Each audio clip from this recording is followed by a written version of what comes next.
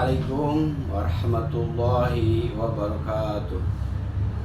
Alhamdulillahirabbil alamin qad akhraja nataijal fikri li'arbabi hija hatta badat lahu syumushul ma'rifah ra'aw tijaratan lahu munkashifah. Allahumma salli wa sallim ala sayyidina Muhammadin bi'adadi man shalla alaihi wa salli wa sallim ala sayyidina Muhammadin bi'adadi man lam yusalli alaihi wa salli wa sallim ala sayyidina Muhammadin kama amartana bisalati alaihi wa salli wa sallim ala sayyidina Muhammadin kama tuhibbu ayyusalli alaihi wa salli wa sallim ala sayyidina Muhammadin kama yanbaghi lissalatu alaihi. Amma ba'du, fa ya ibadallah usikum wa iyaya bitaqwallah faqad fazal muttaqun.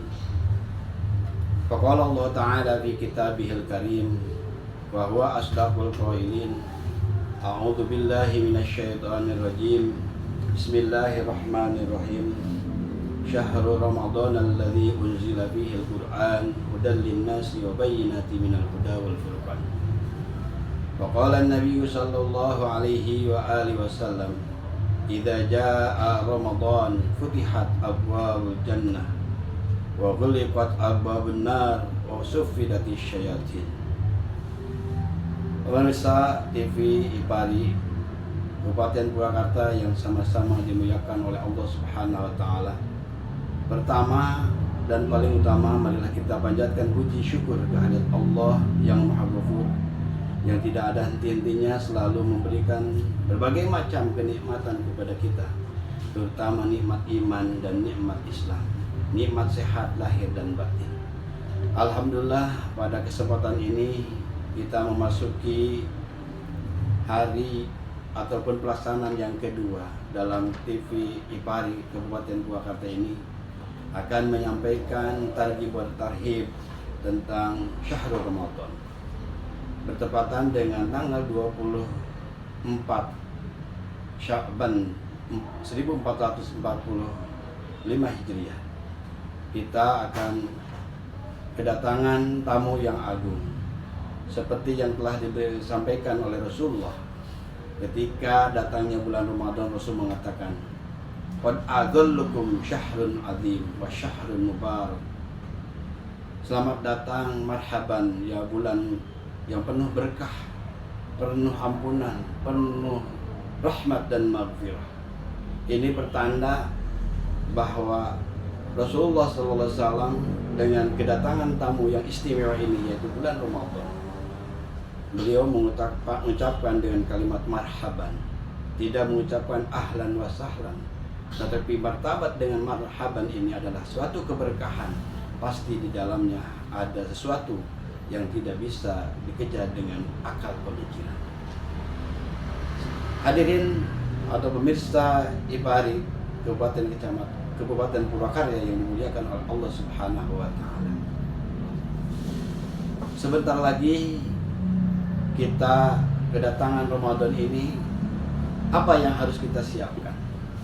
Apa yang harus kita persiapkan untuk menghadapi bulan ini? Kita jangan kalah oleh iklan-iklan minuman, iklan-iklan makanan. Mereka jauh-jauh sudah mempersiapkan untuk memberikan hidangan yang nikmat, hidangan yang baik untuk orang yang berpuasa. Sedangkan kita sebagai orang yang berpuasanya itu apa yang harus kita laksanakan? Ya, minimal persyaratannya ataupun persiapan yang harus kita siapkan adalah tentang mempelajari pelajaran-pelajaran yang berkaitan dengan puasa, fadilah puasa, kebatalan puasa, ataupun hal-hal yang mengakibatkan ibadah puasa kita ini bermakna.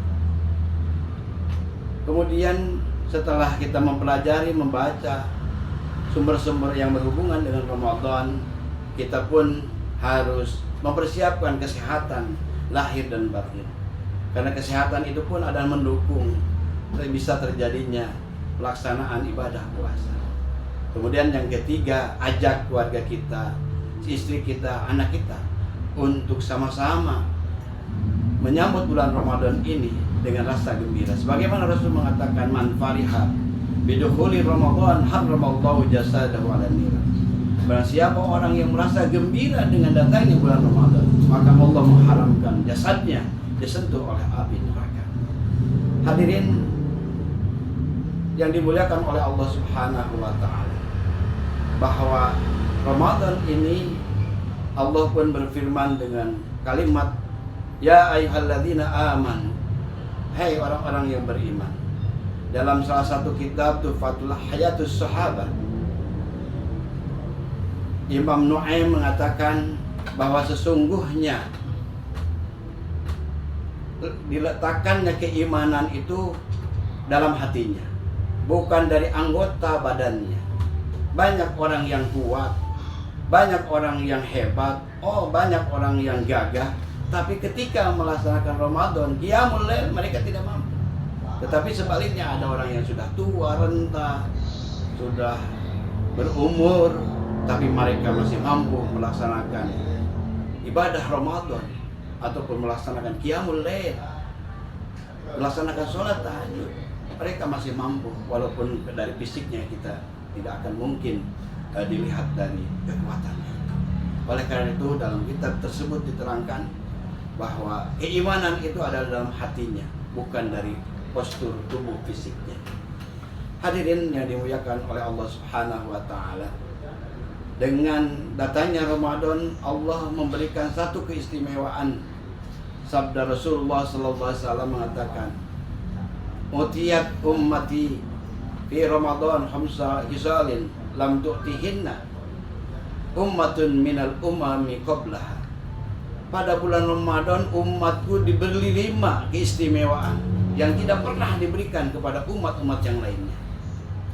Apa yang pertama yang diberikan untuk umat kita, umat Nabi Muhammad SAW, yaitu yang pertama adalah luhumu fammis sha'imi atyabu min rihil misk. Bau mulutnya, bau busuknya orang yang berpuasa itu lebih aku senangi, aku lebih cintai daripada minyak kasturi.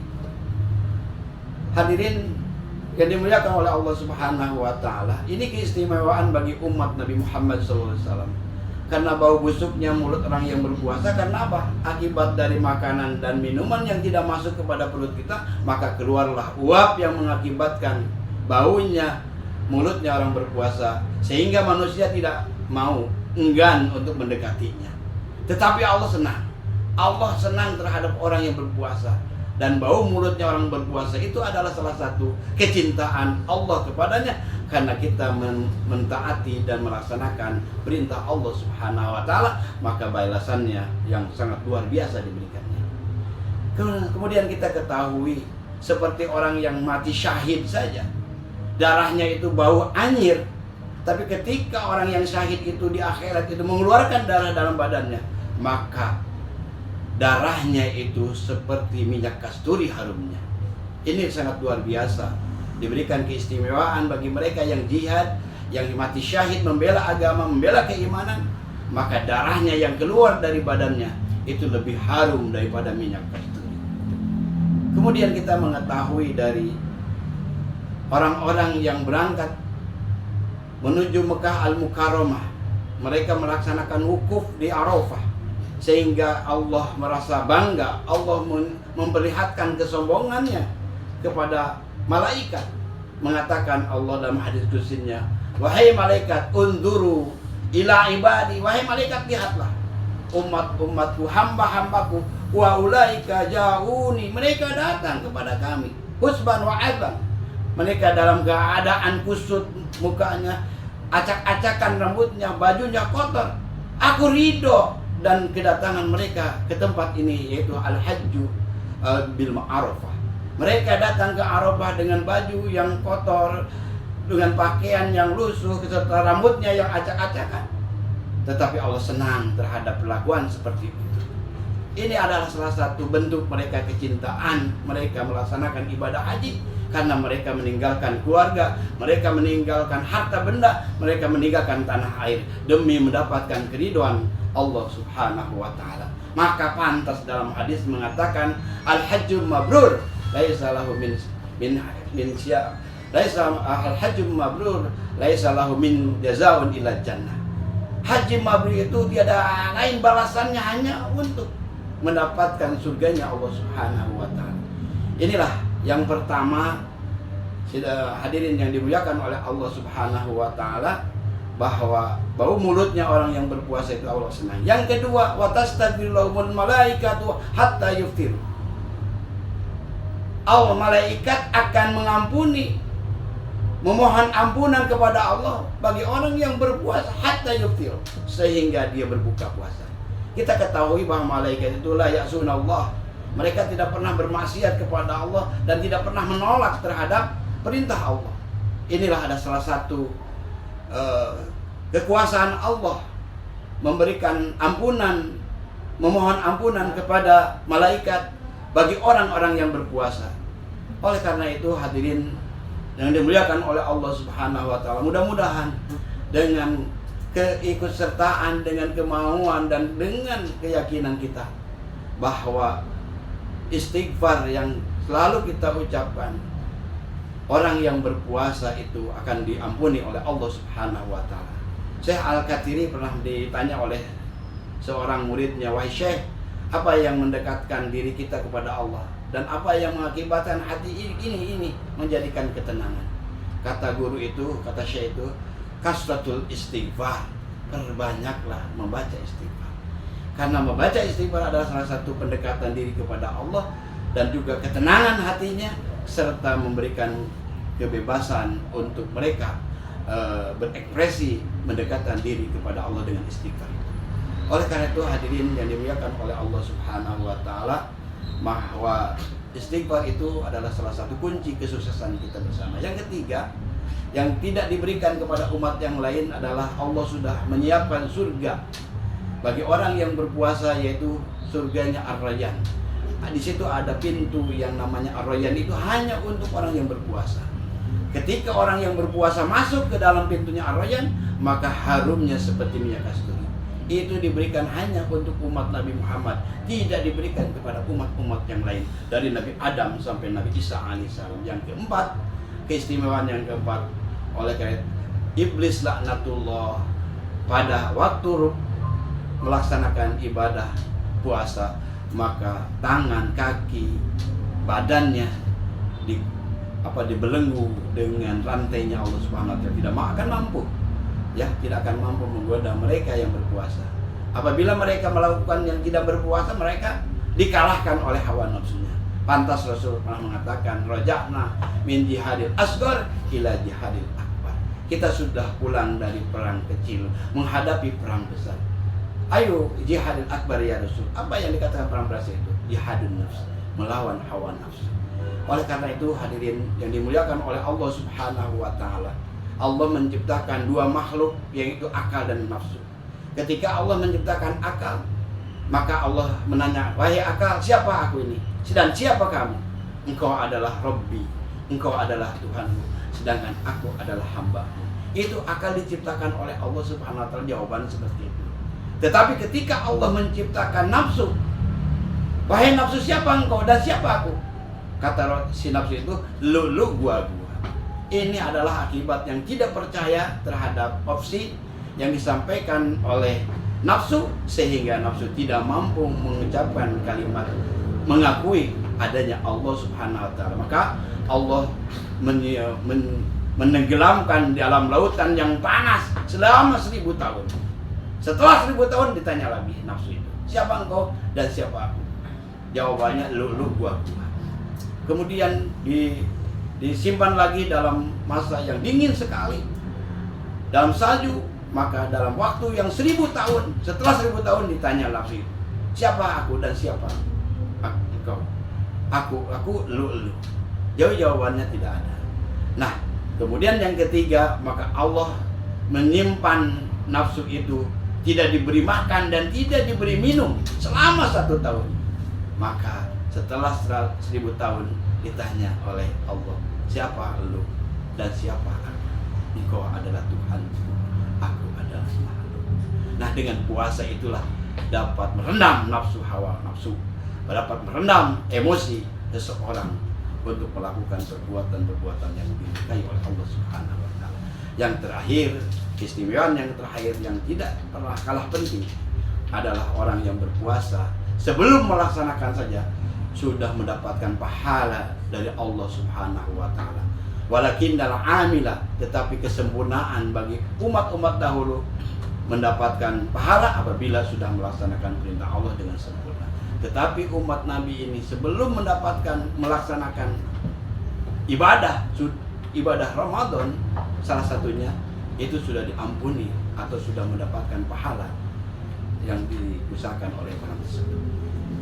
Hadirin yang dimuliakan oleh Allah Subhanahu wa taala, mudah-mudahan dengan 5 keistimewaan yang disampaikan oleh Rasulullah SAW menjadikan ibrah bagi kita, menjadikan motivasi bagi kita untuk lebih giat lagi di dalam melaksanakan ibadah Ramadan yang akan datang. Mudah-mudahan kita 2 bulan ke belakang sudah sering berdoa kepada Allah, memohon kepada Allah dengan doanya, Allahumma barik lana fi Rajab wa Sya'ban wa ballighna Ramadan ya Allah. Berkahkanlah Rajab dan Sya'ban, sampaikanlah kami kepada bulan yang penuh rahmat dan maghfirah dari Allah Subhanahu wa taala, yakni bulan Ramadan.